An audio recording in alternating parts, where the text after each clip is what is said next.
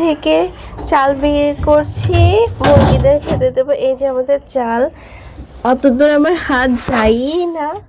এই যে গেছে, এই চালটুকু হচ্ছে আমি এখন মুরগিকে দিব, আমাদের মুরগিকে। মুরগিরা অনেকক্ষণ ধরে অপেক্ষা করছে। আয় আয় আয়। আজকে বৃষ্টির জন্য মুরগিগুলো বেরই করা হয়নি। এখন হচ্ছে মুরগির গেটটা খুলে দেবো আর মুরগিরা বের হয়ে আসবে। ও সরি। এই দেখো ওদের মুরগি বের হয়ে গিয়েছে সবগুলো। এখন ওরা এই চালগুলো যেগুলো আমি ছিটাই দিলাম ওগুলো এখন খাবে। এই যে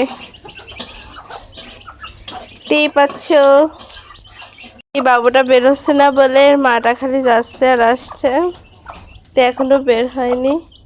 আবারও মা যাচ্ছে বাবুটাকে আনতে, কিন্তু কিছুতেই মুরগিটা নামছে না, হয়তো বা বাবুটা অসুস্থ।